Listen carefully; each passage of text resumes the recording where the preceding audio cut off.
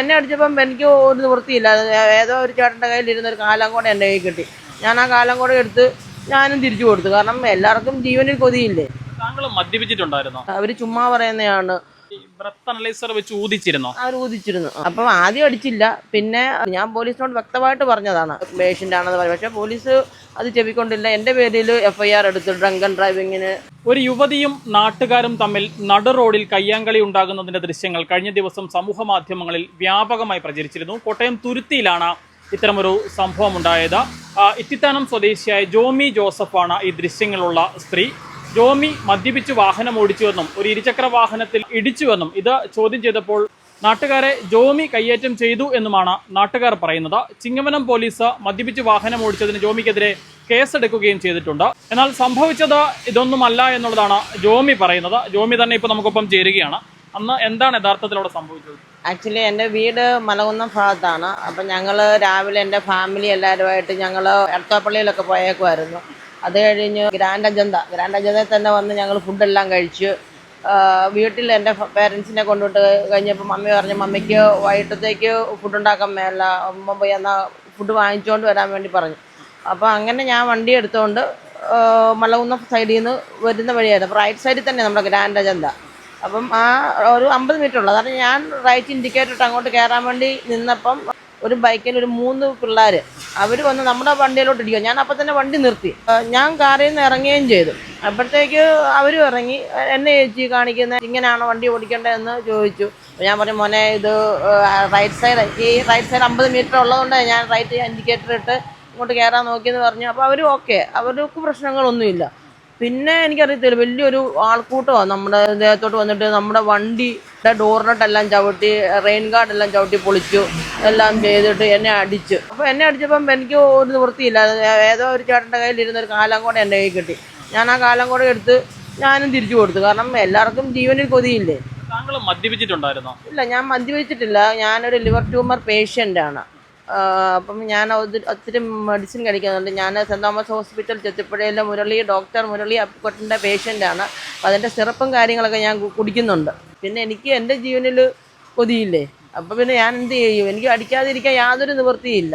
ഇതുപോലെ വീട്ടിലും അടി കൊള്ളുന്ന ഒത്തിരി പെണ്ണുങ്ങളുണ്ടായിരിക്കും ആണുങ്ങളുടെ കയ്യിൽ നിന്ന്. അപ്പം എനിക്കിപ്പോൾ വേണ്ടി ചെയ്യാതിരിക്കാൻ പറ്റത്തില്ല. എനിക്കൊരു കുഞ്ഞുണ്ട്, എനിക്ക് പ്രായമായ ഒരു അപ്പനും അമ്മയും ഉണ്ട്, എനിക്ക് ഇവരുടെ കാര്യം നോക്കണം. അങ്ങനെ പല ഇഷ്യൂസ് ഉണ്ട്. പോലീസ് പറയുന്നത് താങ്കൾ മദ്യപിച്ച് വാഹനം ഓടിച്ചു എന്നുള്ളതാണ് പോലീസ് പറയുന്നത്. പോലീസ് കേസ് എടുക്കുകയും ചെയ്തിട്ടുണ്ടല്ലോ. പോലീസ് FIR ഇട്ടിട്ടുണ്ട്. പോലീസുകാരോട് ഞാൻ പറഞ്ഞായിരുന്നു ഞാനിങ്ങനെ ഒരു ലിവർ ട്യൂമർ പേഷ്യൻ്റാണ്, ഞാനിങ്ങനെ സിറപ്പൊക്കെ കഴിക്കുന്നുണ്ട്. അവരുടെ മെഡിക്കൽ റിപ്പോർട്ട് എന്തായാലും കാണിക്കാത്തത്? മെഡിക്കൽ എടുത്തില്ലേ? ഇല്ല, മെഡിക്കലൊന്നും എടുത്തിട്ടില്ല. അവർ ചുമ്മാ പറയുന്നതാണ് ഞാൻ മദ്യപിച്ചു എന്നുള്ളത്.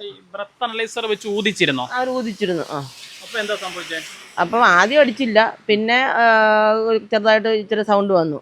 അത് ഞാൻ പറഞ്ഞു ചേട്ടാ ഞാനിങ്ങനെ മെഡിസിൻ എടുക്കുന്ന ആ മെഡിസിൻ്റെ ആയിരിക്കും. ഒരു കഫ് സിറപ്പ് കുടിച്ചാൽ പോലും ചിലപ്പം ഇത് അടിക്കും.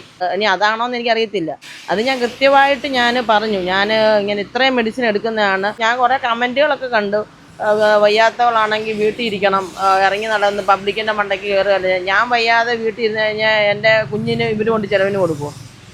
എൻ്റെ അപ്പനും അമ്മനും എൻ്റെ വീട്ടുകാരെ ആര് നോക്കും? എനിക്ക് ജോലിക്ക് പോകാതിരിക്കാൻ പറ്റുമോ? പിന്നെ ജീവനിൽ കൊതിയില്ലാത്ത ആരാ ചേട്ടാ ഉള്ളത്? അടി കിട്ടിയാൽ ആരാണെങ്കിലും തിരിച്ചടിക്കത്തില്ലേ? അങ്ങനെ സംഭവിച്ചുള്ളൂ. ഞാൻ പോലീസിനോട് വ്യക്തമായിട്ട് പറഞ്ഞതാണ് ഞാൻ പേഷ്യൻ്റ് ആണെന്ന് പറഞ്ഞു. പക്ഷേ പോലീസ് അത് ചെവിക്കൊണ്ടില്ല. എൻ്റെ പേരിൽ FIR എടുത്തു, ഡ്രങ്കൻ ഡ്രൈവിങ്ങിന് FIR എടുത്തിട്ടുണ്ട്. എൻ്റെ ഇത്രയും പ്രൂഫ് ഉണ്ടല്ലോ. അതുകൊണ്ട് ഞാൻ CMനും DGPക്കും ഞാൻ കേസ് ഫയൽ ചെയ്തു. പിന്നെ അതിലെനിക്കൊരു അബദ്ധം പറ്റിയത്, ഒരു കോയിപ്പുറം ബാബു എന്ന് പറഞ്ഞ ചേട്ടൻ്റെ പേര് ഞാൻ പറഞ്ഞായിരുന്നു. ആ ചേട്ടൻ ആക്ച്വലി എന്നെ സപ്പോർട്ട് ചെയ്യാൻ വേണ്ടി നിന്ന് വെള്ളയിട്ടെ ആ ചേട്ടൻ ആക്ച്വലി പോലീസിനെ വിളിച്ചു വരുത്തി പോലീസ് വന്നാണ് എനിക്ക് ഈ നാട്ടുകാരുടെ നിന്ന് എൻ്റെ വണ്ടിയുടെ ചാവിയെല്ലാം മേടിച്ച് തന്നതും. എന്നെ കയ്യേറ്റം ചെയ്ത എല്ലാവരും തന്നെ മദ്യലഹരിയിലായിരുന്നു. അവരോട് പറഞ്ഞിട്ട് ഇനി എൻ്റെ വേഷം കണ്ടിട്ടാണോ എന്താണോന്ന് അറിയത്തില്ല, അവർക്ക് എന്തോ എന്നെ വട്ടം കയറി പിടിക്കുന്നു, എൻ്റെ തലക്കെട്ടടിക്കുന്നു. ഞാൻ ആ വീഴ്ചയിൽ നിങ്ങൾ കണ്ടില്ലേ, ഇല്ലേ എനിക്ക് എന്തെങ്കിലും പറ്റിയിരുന്നെങ്കിലോ എൻ്റെ കുഞ്ഞെന്നാ വഴി പോകത്തില്ലായിരുന്നോ? അല്ലാതെ തന്നെ ഞാൻ ഒത്തിരി പ്രശ്നത്തിൽ കൂടെ പോകുന്ന ഒരു വ്യക്തിയാണ്. എന്താ പറയേണ്ടത്? കാരണം ഇതുപോലെ സമൂഹത്തിൽ സ്ട്രഗിൾ ചെയ്യുന്ന ഒത്തിരി സ്ത്രീകൾ കാണും. എനിക്ക് പ്രതികരിക്കാതിരിക്കാൻ പറ്റത്തില്ല. കാരണം ഇതിൻ്റെ സത്യാവസ്ഥ നമുക്ക് പുറത്ത് കൊണ്ടുവരണ്ടേ. ഈ താങ്കളെ കയ്യേറ്റം ചെയ്ത ആളുകൾക്കെതിരെ താങ്കൾ എന്തായാലും പരാതിയുമായി മുന്നോട്ട് പോകാനാണ് തീരുമാനം? അതെ, ഞാൻ CM-നും DGP-ക്കും ഞാൻ പരാതി കൊടുത്തിട്ടുണ്ട്. അതിൻ്റെ ബേസിൽ ഇപ്പം ചിങ്ങവനം പോലീസിൽ നിന്ന് അന്വേഷണം തുടങ്ങിയിട്ടുണ്ട്. അതിൽ പൾസർ ഗിരീഷ്, അമ്പാടി, അഭിജിത്ത് എന്നിവരാണ് എന്നെ കയ്യേറ്റം ചെയ്തത്. എന്നെ വട്ടം പിടിക്കും. പിന്നെ സനൽ എന്ന് പറഞ്ഞൊരു ചേട്ടനുണ്ടായിരുന്നു. ആ ചേട്ടനും എന്നെ രക്ഷിക്കാൻ വേണ്ടി വന്നതാണ്. ഇവരൊക്കെ മുൻപരിചയമുള്ള ആളുകളാണോ താങ്കൾക്ക്, അതോ പിന്നീട് കണ്ടെത്തിയതാണോ? ഇല്ല, ഞാൻ പിന്നെ അവിടെ ലോക്കലിൽ അന്വേഷിച്ച് കണ്ടെത്തിയതാണ് ഇവരെ. കോയിപ്പുറം ബാബു എന്ന് പറഞ്ഞ ചേട്ടൻ എന്നെ പിറ്റേ ദിവസം വിളിച്ചായിരുന്നു. അപ്പം പറഞ്ഞു, മോളെ ഞാൻ നിന്നെ രക്ഷിക്കാൻ വേണ്ടിയാണ് നോക്കിയത്, ഞാനാണ് SHOയെ വിളിച്ചു വരുത്തിയതെന്ന്. എന്നിട്ട് എന്നെ പോലീസ് ജീപ്പിലാണ് കൊണ്ടുപോയതൊക്കെ.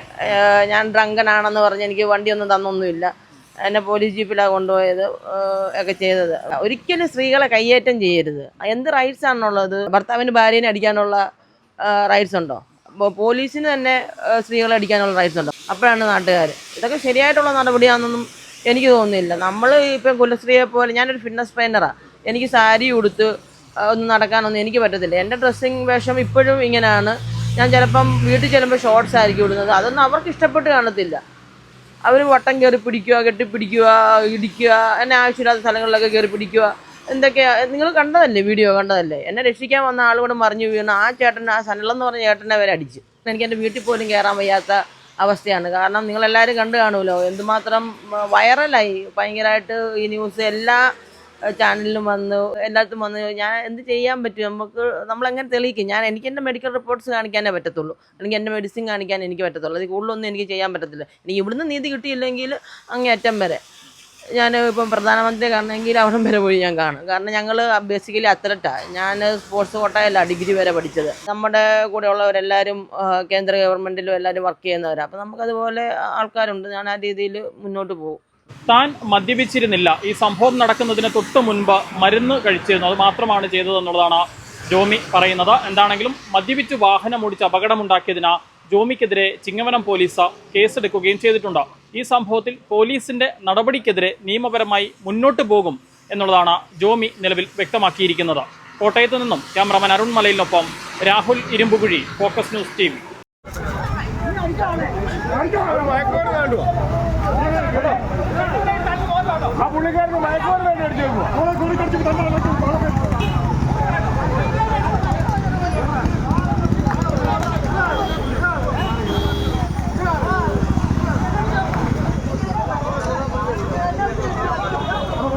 പുള്ളിക്കാരന് മയക്കുമരുന്ന് കേട്ടോ.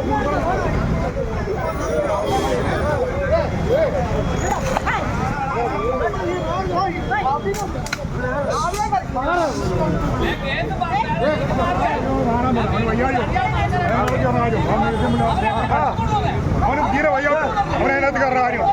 ഇവിടെ കണ്ടാ മയക്കുമരുന്ന് മയക്കുമരുന്ന് പുള്ളിക്കാരൻ ഈ കൂടിയാണ് അതിനകത്ത് ഉണക്കാൻ കയറുന്നത്. അവൻ നേരെ കാര്യം